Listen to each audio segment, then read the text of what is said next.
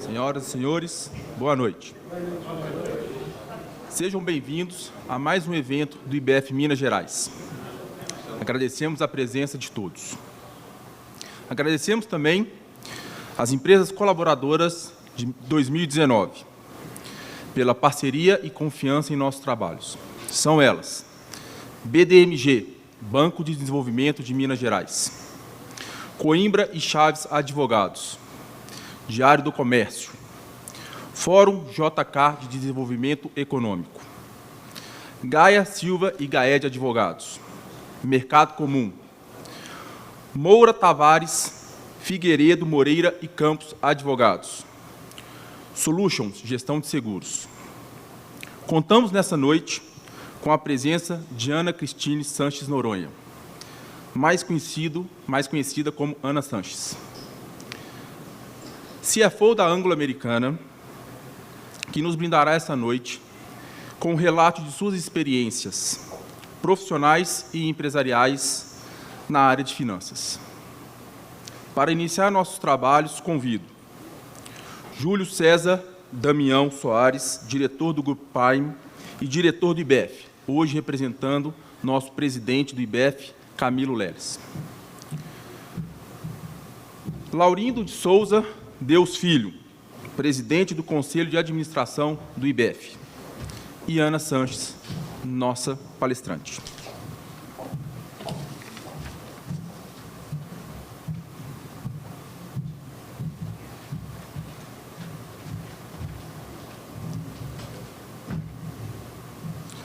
Convido agora Júlio César para conduzir esse evento. Obrigado. Boa noite a todos. Prazer novamente tê-los aqui conosco. Mais uma noite de aprendizado. Hoje temos a presença da Ana, que está sendo muito falada no mercado, com a grande experiência, vai nos brindar aqui, né, com as práticas empresariais. Fizeram aqui para mim um currículo da Ana, mas o resumo do currículo dela já é impressionante, eu gostaria de compartilhar com vocês, tá certo? Graduada em Contabilidade e Economia pela Federal, com MBA em Finanças e curso de atualização em Harvard Business School e Columbia University. Possui 22 anos de experiência em finanças, auditoria e controladoria.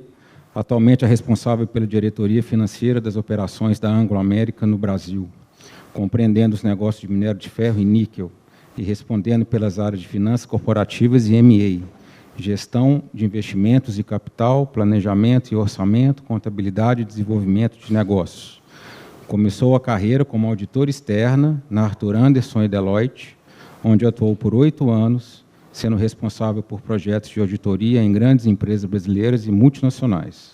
De 2006 a 2012, trabalhou na Holcim, indústria de cimento suíça, responsável pelas áreas de controladoria e controles internos. Começou a trabalhar na Anglo-American em 2012, como gerente geral financeiro, e desde abril de 2015 é a diretora financeira da empresa no Brasil.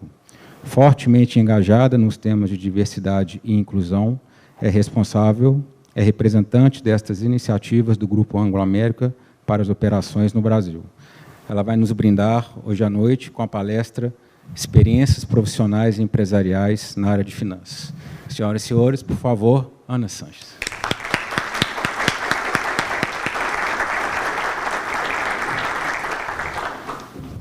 Bom, boa noite a todos e a todas. Primeiramente, eu queria agradecer o convite, né, em nome de toda a diretoria do IBF, do Conselho. Estou muito feliz de estar aqui com vocês hoje, poder compartilhar um pouquinho aí da minha história, do que eu vivo no setor de mineração como diretora financeira e como que eu enxergo, né, pelo menos a meu ponto de vista, qual que é o papel do CFO no futuro. né, e como que a gente pode contribuir cada vez mais, estando inseridos aí nos ambientes de negócio que cada um de nós vivemos, né? Então, eu vou falar um pouquinho da Anglo-América, para quem não conhece, falar um pouco da empresa, trazer um pouco de números, já que todos aqui adoram números, eu imagino. Falar um pouquinho dessa questão do papel do CFO, acho que é um tema que vários debates surgem a partir daí, e trazer um pouco das experiências aí de como que a gente está atuando para ajudar cada vez mais o negócio e agregar valor para a empresa. Tá? Então, falando da Anglo, né, uma empresa fundada em 1917, na África do Sul. Ela é uma empresa diversificada, uma empresa de mineração bem diversificada. No mundo, né, a gente tem várias commodities, a gente tem platina, diamante, cobre, carvão térmico e metalúrgico, e aqui no Brasil a gente tem o minério de ferro e o níquel. Tá? Então, ela está presente aí, né, nos 5 continentes, em cerca de 30 países, e a sede é em Londres. Está um pouco ruim ali, mas onde a gente está, as nossas operações, onde a gente tem os projetos, é onde tem os escritórios corporativos.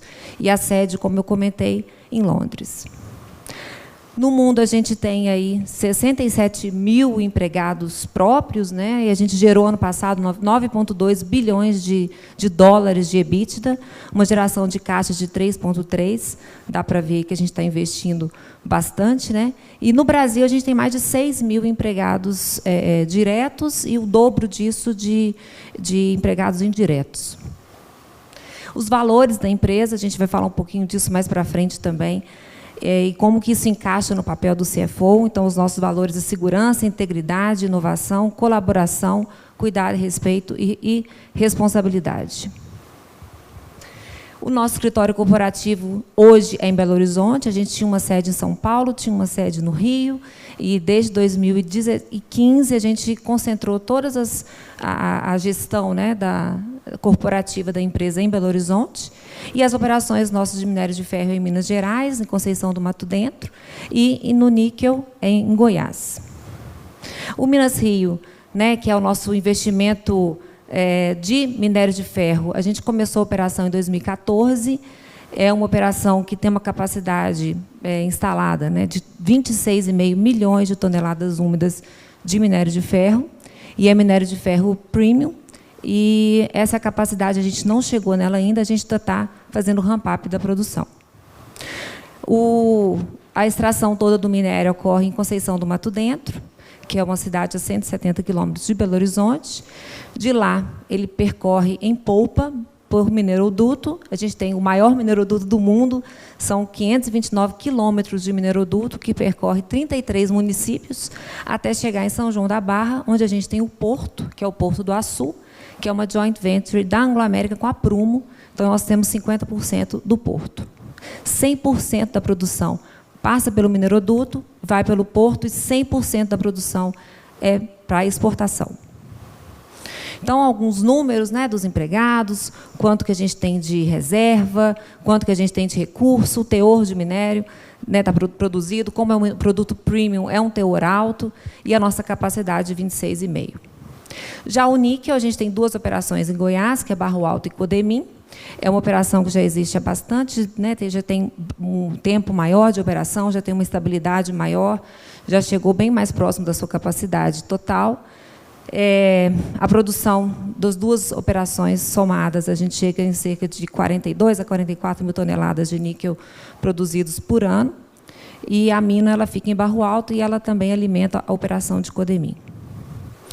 Bom, então, falei um pouquinho do que é a Anglo-América, para quem não conhecia. Os que já conheciam, então, não tem muita novidade, mas agora vai chegar no papel do CFO ou da CFO, né? Como que a gente fica nesse ambiente empresarial? Onde que a gente se encaixa? Num ambiente onde, no passado, né, as empresas elas tinham um foco muito grande em lucro. E não tinha tanto foco em responsabilidade social, né?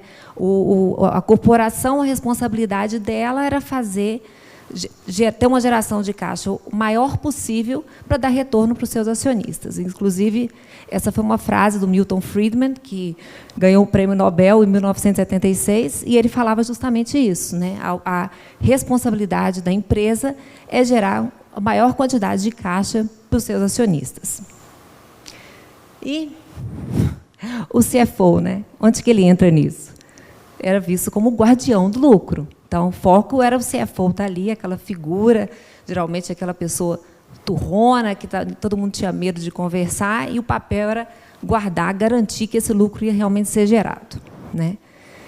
Mas e aí, pensar só no lucro, né? Isso tudo, é só isso tudo que a gente tem mesmo, ser sustentável? E a gente começa cada vez mais a se questionar, né? Lucro e responsabilidade social.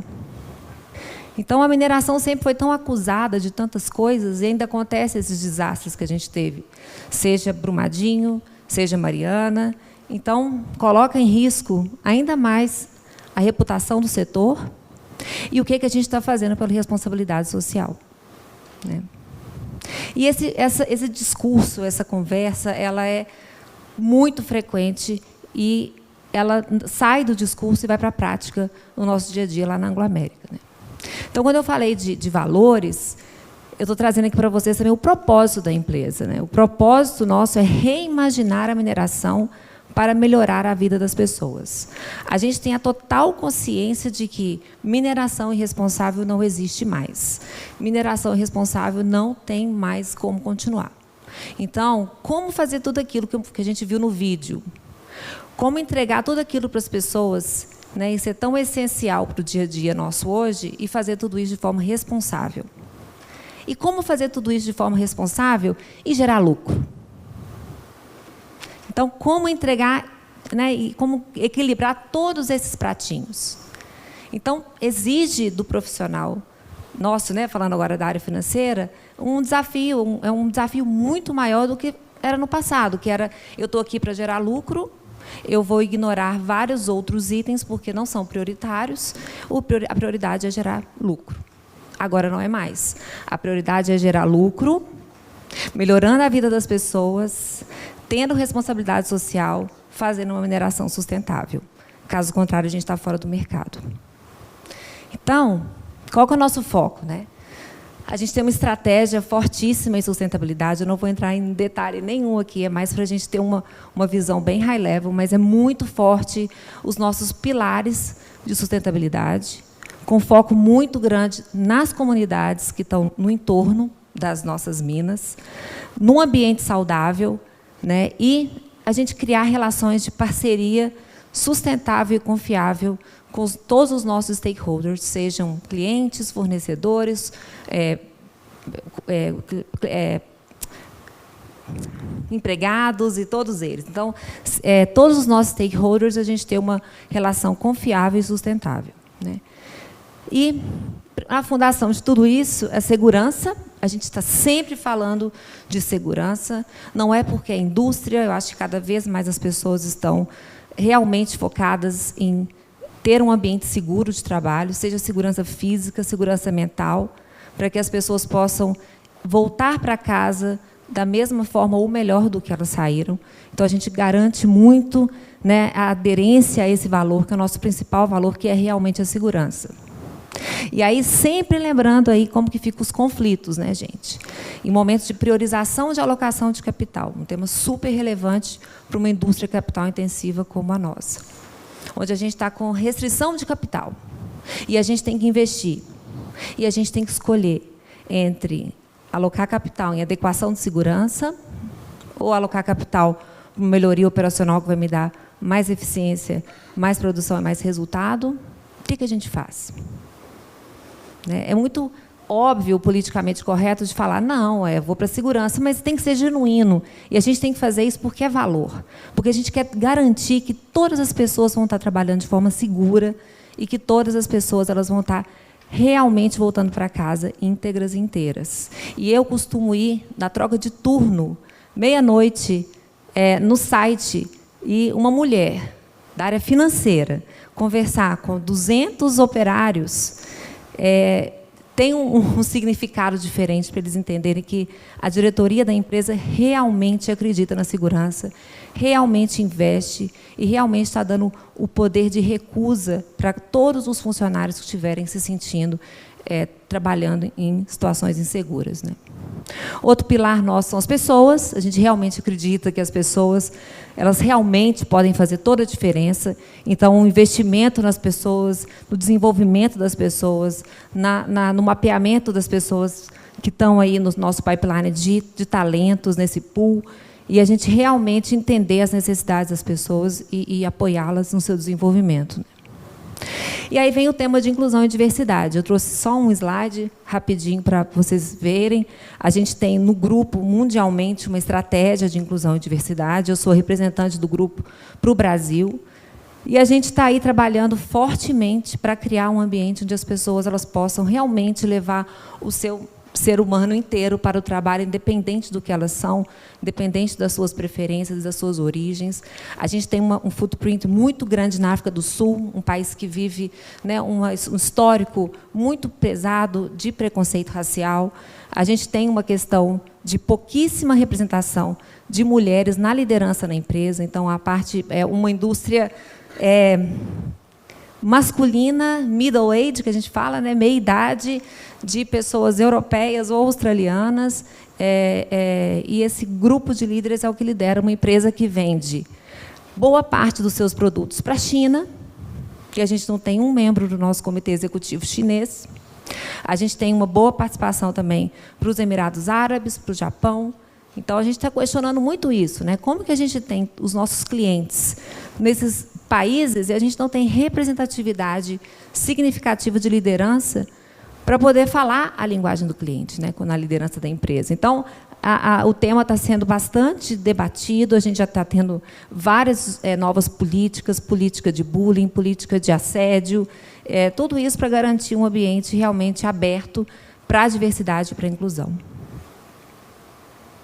As comunidades, então, a gente dá muita atenção para as comunidades do nosso entorno, como eu comentei, em realmente trazê-las para próximo da empresa, desenvolver essas comunidades. Então, tem uma série de iniciativas que a gente faz, seja desenvolvendo fornecedores locais, seja dando oportunidades para eles realmente participarem, ajudando as pessoas a fazer o próprio currículo. A gente ensina as pessoas da comunidade para fazerem o currículo para poderem aplicar para vagas de emprego dentro da empresa. E vários outros programas de desenvolvimento da cadeia produtiva, né, seja de leite, seja de queijo, horticultura, apicultura, turismo, tudo que a gente tem realmente no entorno é algo muito importante para a gente sentir e a gente perceber e ser realmente algo comprovado, tanto que a comunidade está crescendo junto com a empresa, né? Então, é a famosa licença para operar e a gente leva isso muito a sério. Gestão ambiental, né, como o nosso tema, isso aqui é quase que inerente, então a gente tem todo um cuidado e todo um atendimento a todas as regras que a gente realmente precisa para a compensação florestal, para atendimento às reservas, né, de RPPN, e todas os compliances necessários a gente atende para os requisitos ambientais, né? Então, tudo isso é para falar um pouco da responsabilidade social, e aí eu volto para o papel do CFO, né? Na dinâmica, o papel do CFO, antigamente, como eu falei, era restrito à maximização da rentabilidade da empresa. E agora que a gente tem que olhar tudo isso e garantir a maximização da rentabilidade num ambiente sustentável, torna a nossa atuação ainda mais desafiadora. Não tenho a menor dúvida, né? E aí, eu trouxe, então, alguns exemplos práticos do que a gente tem feito no dia a dia e como que eu foco muito a minha atuação, né, como líder da área, para a gente estar inserido nesse ambiente e com o correto mindset para tomar as decisões, né, porque nesses momentos é que acaba que é colocado em xeque se a gente está ou não está realmente com o foco correto, né? Então, primeira coisa que a gente, na área, eu estou falando em nome do meu time, né, tem alguns representantes aqui, é a gente ter transparência e dar total acesso e visibilidade dos dados financeiros para a empresa. Então, não é uma caixa preta. Não tem como um supervisor de fábrica, um operador de mina, não saber quanto custa a área dele, quanto que ele contribui para o custo unitário, o que ele pode fazer para fazer a diferença. É muito importante. Como que eu vou saber como que eu vou ajudar se eu nem sei o que eu represento? ele tem que saber o quanto que ele custa, ele tem que saber o que ele consome de consumível, ele tem que saber como que ele pode reduzir o custo, melhorando, sendo mais eficiente nos seus consumos.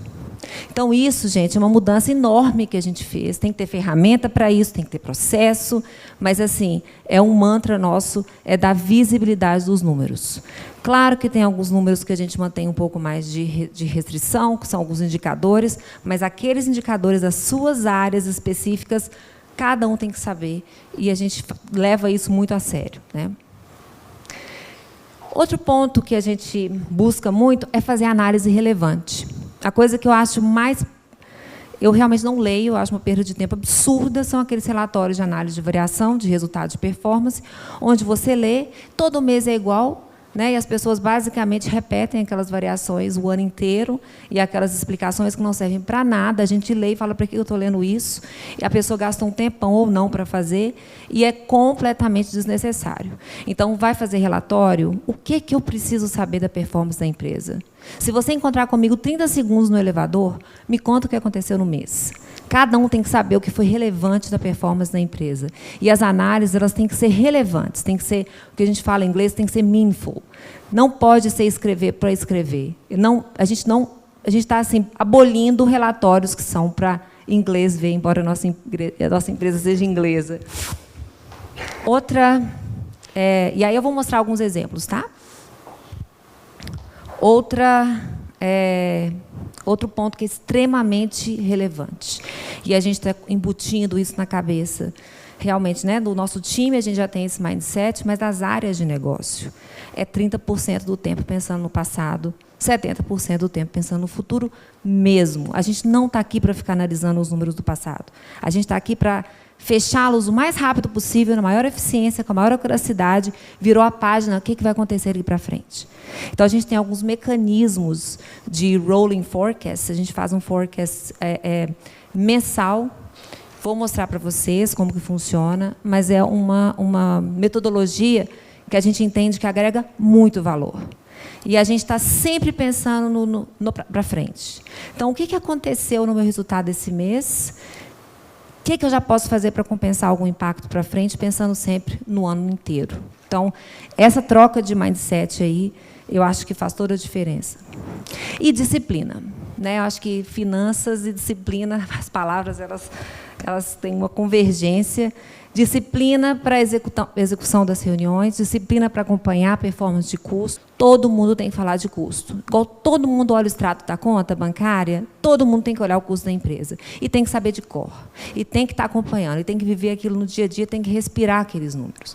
Então, essa disciplina está sendo algo que a gente está cobrando muito. A gente tem reunião, tem slot fixo na reunião de diretoria todo mês para falar dos números no detalhe, fora das reuniões de todas as áreas, né? Então, vou trazer alguns exemplos, tá? Disso aqui que eu comentei, que é tudo que a gente entende como um CFO inserido nesse contexto desse trade-off aí, né? De lucro, de maximização de resultado e de uma gestão sustentável. Como que a gente pode dar visibilidade, ter instrumentos para nos ajudar nessa difícil tomada de decisão, tá? Que não é tão óbvia como era antes, agora envolvem vários outros fatores e vários outros pontos a serem analisados. Então, alguns exemplos. Disciplina. Então, da disciplina que eu comentei com vocês, a gente passa, então, esses 30% do tempo focados no passado, e 70% no futuro. E tem um processo para isso. Então, a gente divulga os nossos resultados no terceiro dia útil, a gente tem o EBITDA e os resultados por cento de custo. E aí a gente faz todas as análises de desvios, mas já com foco no que eu vou fazer para poder resolver o desvio. O que eu vou fazer para poder resolver os gaps que aconteceram. E aí a gente já prepara esse plano de ação, já reprojeta o futuro. A gente tem um processo que chama MOP, eu vou explicar para vocês, que é o nosso Rolling Forecast. E aí a gente apresenta isso nos rituais de gestão. E esse fluxo, né, de conhecimento dos números, de análise dos desvios, o que eu vou fazer e me comprometer para reduzir os desvios, acontece todo mês nos níveis organizacionais até chegar no EXCO, que é o comitê executivo, que são os diretores da empresa. Tá? Planejamento. Planejamento é chave. Né? Como uma boa mineração, a gente tem um fluxo de planejamento que é particular. A gente começa por toda uma análise de desenvolvimento de recurso, a gente faz o plano de mina de longo prazo, nosso negócio é de longo prazo, a gente não pensa muito no curto prazo, embora é difícil também, é outro ponto, né? Como equilibrar decisões de curto prazo com as decisões de longo, todo mundo aqui deve viver isso. A gente faz o nosso plano de 5 anos, o nosso orçamento e esse rolling forecast mensal. Não quero entrar em detalhe, isso aqui é mais para mostrar para vocês a importância que nós damos para planejamento e o tanto que a gente busca cada vez mais ter previsibilidade e o tanto que isso ajuda na tomada de decisão e o tanto que isso ajuda para a gente cometer menos erros, né? E uma coisa interessante, aí um exemplo bem prático, como que a gente fazia orçamento e como que a gente fazia planejamento de 5 anos até pouco tempo atrás? A gente abria o processo orçamentário, fazia, né, todo o kick-off, tinha o cronograma, tinha os guidances, todas as áreas faziam, todo mundo detalhava, gastava aquele tempo todo, aquele estresse na empresa, fazendo orçamento, fecha os números. Péssimo. Claro que ficou péssimo. Ficou muito pior do que a gente imaginava.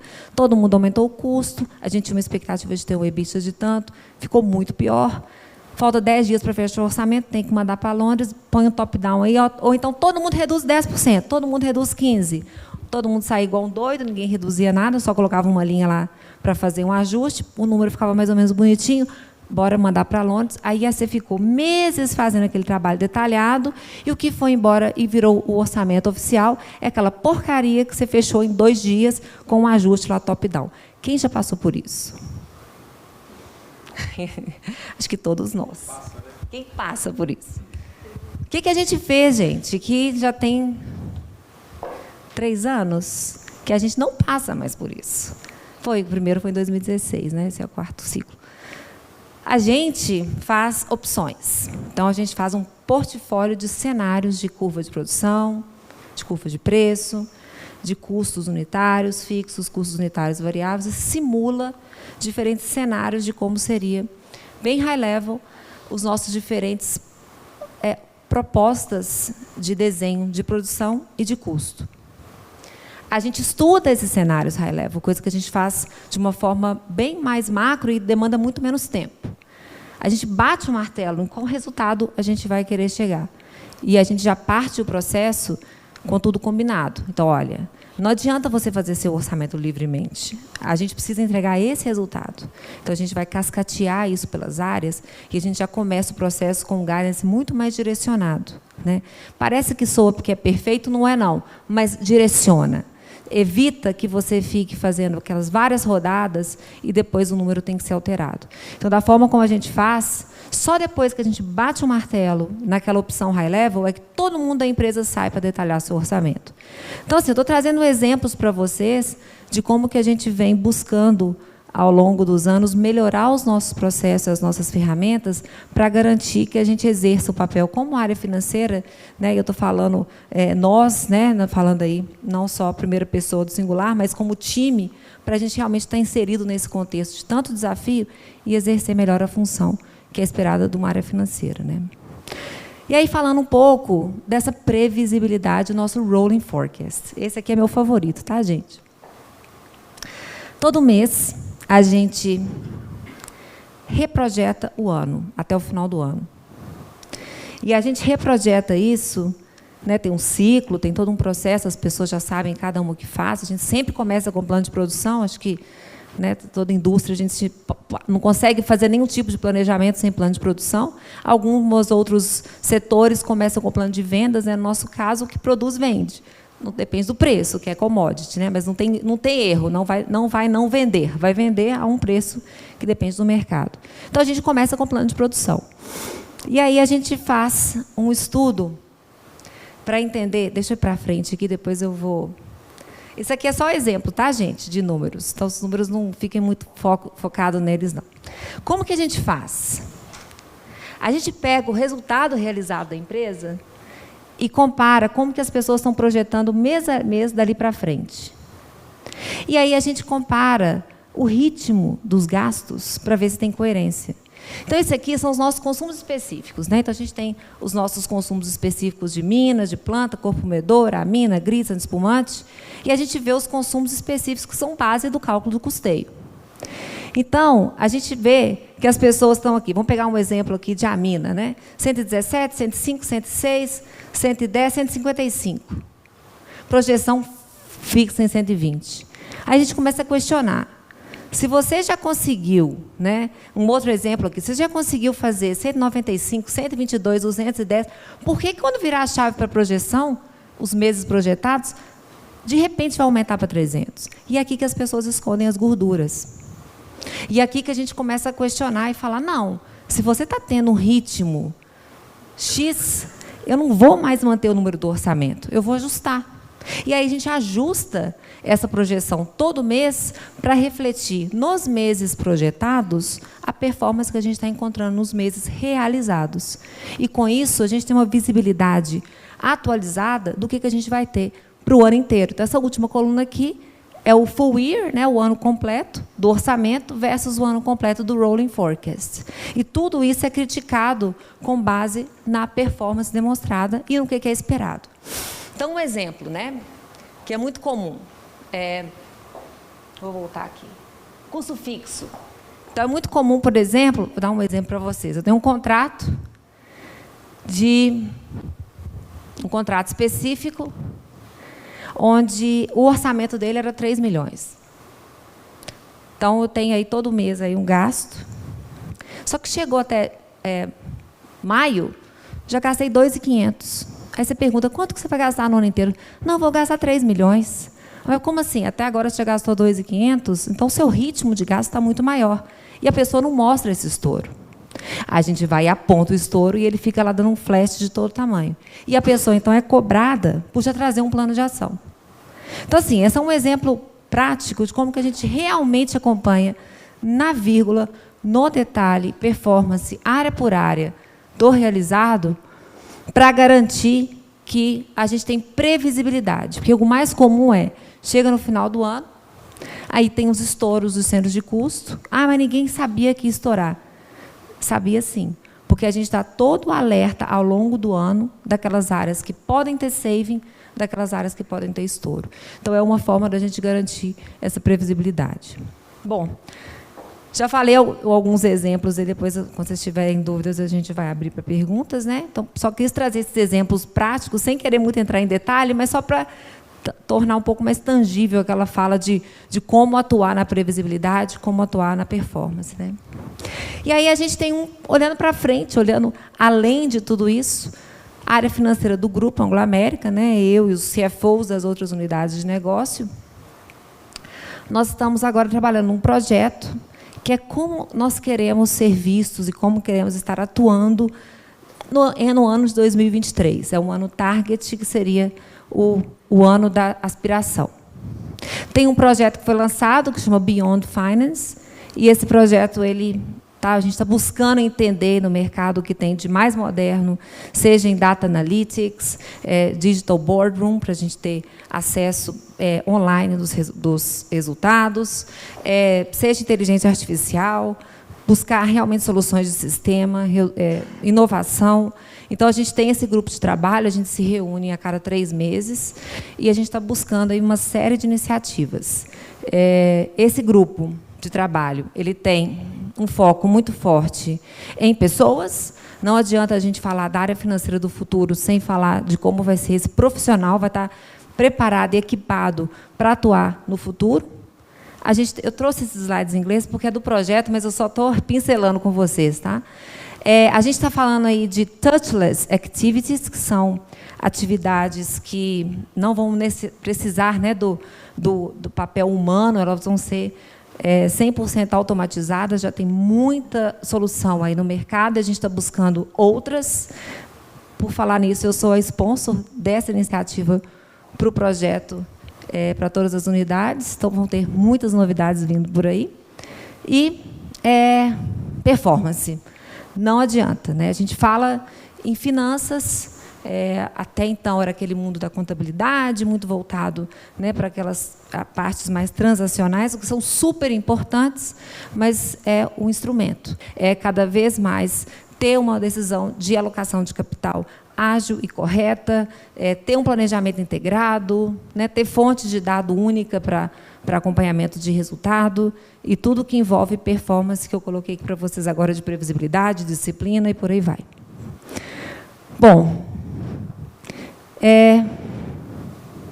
e aí, gente? CFO, é só guardião do lucro mesmo ou é muito mais?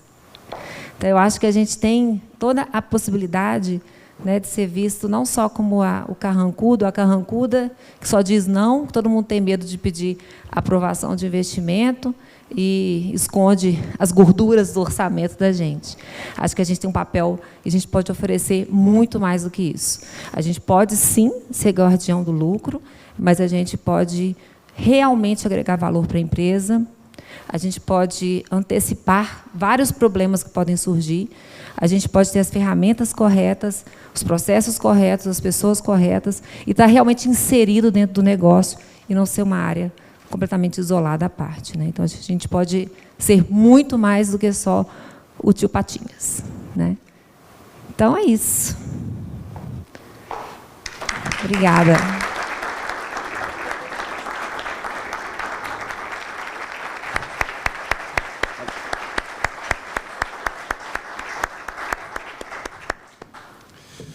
E eu convido também o senhor Carlos Alberto Teixeira de Oliveira, presidente e editor-geral da Mercado Comum, para fazer também a entrega do recém-lançado livro do Juscelino Kubitschek.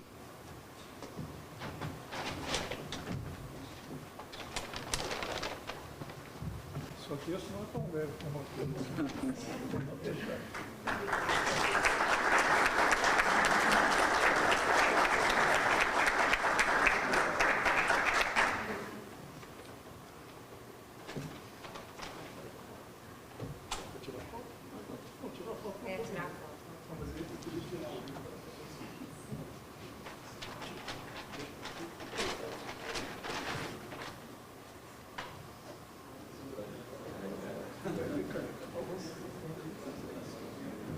Antes das nossas considerações finais, eu tenho 2 recados para todos.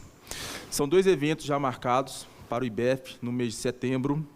Dia 17, nós temos Case de Finanças, Recuperação Financeira e Econômica da Uzi Minas. Será feita pelo vice-presidente de Finanças e Relações com Investidores da Uzi Minas, Alberto Ono. E no dia 24 de setembro, nós temos também um outro case de finanças com o CFO da Valorec, Rogério Perillo. Então, todos assim estão convidados a participar desses próximos eventos. E para as considerações finais, eu vou chamar agora Júlio, para poder vir aqui e fazer as considerações e o encerramento do nosso evento. Obrigado, gente.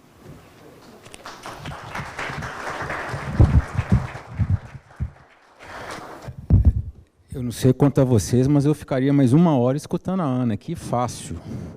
Né, Ana? Ana, muito obrigado, em nome de todos aqui, em nome do IBEF, pelo seu tempo. A gente sabe que não é fácil. Particularmente, me surpreendeu muito a sua fala. Você trouxe todas as considerações de um CFO, mas de uma forma leve, colocou outras considerações que no nosso dia a dia é difícil da gente pensar, como curto prazo, longo prazo, a qualidade do nosso tempo, né? Essa forma nova de fazer orçamento de cenários, muito importante. Então, muito, muito obrigado e espero, né, que todos tenham também absorvido uma parte do que a Ana colocou. Só um ponto que me chamou muita atenção foi a questão de fazer a coisa certa. De todas as críticas que a mineração tem colocado, você demonstrou aqui que a Anglo está fazendo a coisa certa, investe nas decisões certas, indiferente dos cenários de curto prazo. Né? Uma analogia com isso me lembrou muito, a Gol parou 7 aviões da Boeing 737 MAX quando deu problema, sem ter a obrigatoriedade de fazer isso. E a ação dela, que na época estava R$20, hoje fechou a 35. Então, fazer a coisa certa vale a pena, e você demonstrou que realmente vale a pena. Né? Então, muito obrigado. né, um coffee break agora no final. Espero, né, esse network, a gente conversar sobre a palestra. E, mais uma vez, muito obrigado, Ana. Espero podê-la contar mais vezes dentro do IBF. Temos projetos dentro do IBF, seria muito importante a sua colaboração. Vamos conversar posteriormente. Muito obrigado, pessoal. O último recado, no dia 3 do 10, nós vamos ter um encontro de CFOs com o Sérgio Guzmão, presidente do BDMG. Também enviaremos convite a todos. Muito importante esse evento, para mostrar sobre a economia que está por vir ainda. Obrigado, gente. Agora, liberados.